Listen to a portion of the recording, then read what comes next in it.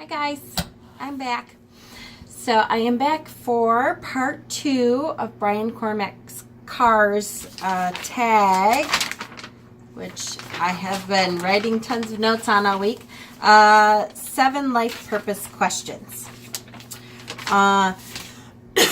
Excuse me, sorry guys. Okay, so I know I kind of got stuck on question 3 for a little while. And what I did basically was I kind of did some meditating and I did some journaling, and I don't know, I felt like I was stalling, and I thought, that's not like me. Like, I am not a person that sits and wallows in anything, and I was like, I heard my grandmother's voice. Now, my grandparents, I have to say, were very important, influential people in my life. They have both been gone for quite a while now. My grandmother, gosh, I think it's been over 10 years now. It seems so sad. My grandmother was an old farmer who just, I feel like I didn't appreciate her enough. And I did. I was very close to my grandparents, but boy, once I still was very young when she died. I was in my early 20s, I think, when she died. And I didn't appreciate all the knowledge that she could bring. Just, going through the kind of life that they went through, that they grew up in the Depression, that she always knew little stupid stuff sometimes, and then bigger stuff too. Stupid stuff like her gardening stuff. She had the most beautiful gardens all the time. She knew how to grow everything. All the little tips and tricks that being an old farm girl had, she knew them all. There's a couple things that I remember, but I always think, oh, I wish you were still here, Graham, because I would love to ask you how to make this grow better, or what to do, little stuff like, I know on my rose bush always does really well, because she used to tell me, when you do your dishes, which of course now we have dishwashing machines, but a lot of times I'll just do the dishes in a pan anyways, and she'd say, and then take the pan out, and the pan of water after you do your dishes, and throw it over your rose bushes, because it'll keep the bugs away. So obviously, she knew. Now, she used to use Dawn dish detergent, and that was it. So she knew, the right way to do that, and that does it. Keeps the bugs away from the roses. So there's always little stuff. But anyways, what I was going to say is I hear her in my head saying, shit or get off the pot. Which to me means, okay, you can't sit here and think, okay, the question, of course, question number 3 was, which of your personal qualities do others most often recognize as being of value in their lives? And I was saying that I had gotten stuck because I don't have a lot of friends anymore, and I thought, I do have friends. It's just not in the traditional sense. I have a whole community of you people in the tarot community, in my spiritual pagan community online, that are such a huge support. When I did the first video, I have to say I was so overwhelmed with the amount of support and love that I got for doing that video, and for being honest about the difficulties that I've had with making friends after raising 4 kids, and just really not taking the time to do what needs to be done to have that kind of friendships. But I do have a community out there, and you all are the community out there that technology has made it so wonderful that now we can have that kind of community, and it's with people that live around the world, and we don't have to, it's a cop-out to say you don't have to have friends in real life, because this is real life online. I feel like I know a lot of you better than I know people who are in my family who I purposely don't see sometimes. But so let me, after 5 minutes now, go on and just say that, so I did write down some things that I feel like are qualities that other people recognize in me, and one of them is that I'm a quick study. I'm very knowledgeable and stuff, and when I'm not knowledgeable, I have a very easy, I learn things very quickly still. I have, our new computer system at work. It doesn't take me long. I was a super user, and so now I help teach other people all the time. So when I go to the offices, they're like, "Oh, you're one of those super users. Could you tell me how to do this and how to do that?" Because they know I'm pretty good already at navigating that. I'm a loving person. I always have been a loving person, and I'm a giving person. I'm a person that gives of myself. A lot, and sometimes too much, but as I get older, that is getting easier to be like, nope, I'm not doing that. I have enough of my stuff, and I can't take yours on too. So that was a hard lesson to learn. It took me a long time, and you're never always at where you want to be, but I have learned a lot more to take care of myself, or I'm not going to have enough to give out anyways. The other thing that I wanted to do is to pull a tarot card, because I thought, a tarot is such a big part of my life, and for some reason I didn't incorporate that into these questions yet. So I took my Triple Goddess Tarot, and I pulled the card, and I was like, oh, okay, duh, I should have done this a long time ago. The card that I pulled was the Queen of Cups. So I was like, okay. The double water sign. I am an empath. I cry a lot, which I talked about in my last video.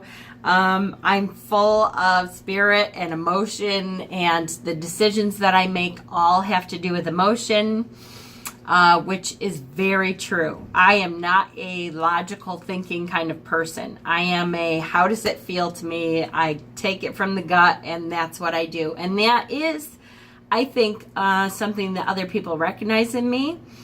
And I think of it as a strength. I know some people, especially kind of more logical thinkers, may not think of that as a strength.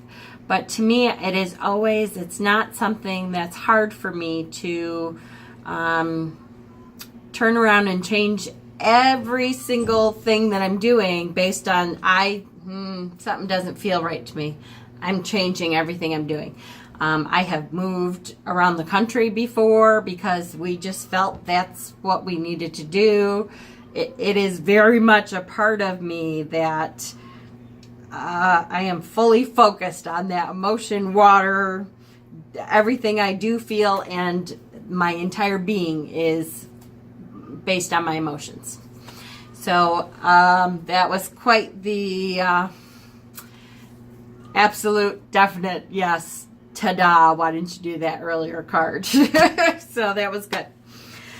So now I can move on. Yay! So question 4 is, where do you think the world needs more support? And wow, especially in America, I will say that this past year and a half has been a hard year for a lot of people who are on the more liberal side of things. It has been, I think, maybe partly because of that, because of Trump and the way things went in our country, it makes it hard to believe that we all can get along together, because we're on such opposite ends that sometimes it's hard to remember that we do have some things in common. So I think one of the things that the world needs, right, where do you think the world needs more support? Yes, is I believe that the world and my country in general, in specific, needs to remember our commonalities. I think it has been a rough year and a half, and we are so divided. And, we all want to raise our kids in a safe environment. We all want to care about each other. I think it's just been such a year of opposites of how we believe, what it's going to take to get there. So I think tolerance, we have to teach more tolerance, less hate. focus on commonalities and not differences. And that's a huge thing. One of the things, so activities, tools that might help that is, I think spiritual teachers really need to step up and start to talk about, let's focus on our commonalities. There are lots of things that we can say we disagree on, but can we try to figure out what is it that we have in common? What goals do we have in common? And can we figure out some kind of path that will get us to the same goals? We have some of the same goals. We just have different ways of going about it. So if our spiritual teachers could step up and try to focus each other on commonalities, I think that would help out a lot. It's very difficult. I have had a hard year in trying to remember that the people who are on the opposite side of me politically, it's going to sound so bad, but I've said to my husband this year, how can I focus on, even for me, and I'm a very empathic person, it is very difficult to focus on what I have in common with people that I feel like they are either lying, like I really on opposite ends, to the point where it's very, very difficult to see how I could have anything in common. And I think one of the things I need to do is separate the people who support Trump and that party and Trump himself. I will never find anything in common with that man. He's just completely all about self, all about ego, and I kind of think that I had a hard time, and I kind of lumped all of the people who voted for him and who want the same goals that he wants. I have lumped them together into one big conglomerate of people that I just have nothing in common with, and I have nothing to say to them. So for me, it has been a kind of separate the people who supported him with him, and focus on the people who supported him on what we can agree on. And I hate to bring it back to the political. I know I do that a lot in this, but it's been such a trauma to liberals in this country to just have such a opposite end perspective on things. It's been very difficult. And it's not just because we lost the election. I know it cracks me up sometimes to hear Trump say, "You lost, get over it." So it has nothing to do with the fact that we lost. I didn't feel like this with Bush. I mean, I didn't like him, and I didn't like what he did, but I didn't feel like he was a horrible person. And that just is, we're there in this country. So, sorry, political tangents. I can't help it. Okay, number 5, where's your happiest place? What kind of beings live there? So my happiest place is out in nature. My specific happiest place is a place called Chimney Bluffs. It's in Sodus, New York, which is about an hour drive from here. It is on Lake Ontario, so there's water there, and which is not my necessity. I know some people have said like the beach and I don't necessarily have to have the water there. I like the noise of the waves coming in. But Chimney Bluffs specifically is a big cliff system, and it's sand and earth that has been brought up into these huge spires of earth right next to the lake. And there's a cliff that I walk bare feet when I go, because it's such a spiritual place. The Native Americans, a very specific tribe, settled there and lived there for thousands of years. So to me, it's like sacred ground. It's as soon as I step foot, I take off my shoes and socks and I walk barefoot through the trails to get to the spot that is a cliff overlooking Lake Ontario. and the waves are coming in and crashing on the beach, on the rocks and stuff below, and the wind blows right through your hair, and it is just the most spiritual place to me. Is absolutely mind-blowingly spiritual. And the kind of things that live there, to me, it's the ancestors that settled there. So the Native American spirits, to me, live there. There's no way that you can go there and not feel their spirit there. There's all kinds of animals and wildlife that live there. The wind and water and air, and it is just a conglomerate of nature that comes together to form this incredibly spiritually cleansing, wonderful place. So that is my happiest place. And I will combine that with, we have a nature trail near my house that I can walk to from my house.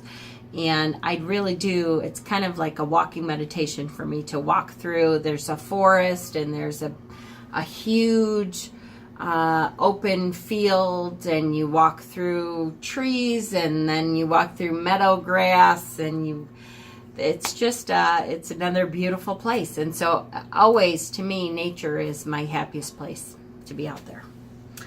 Number 6 is, if every single experience in your life, the good and the bad, had been carefully planned to train you for a specific destiny, what would that destiny be?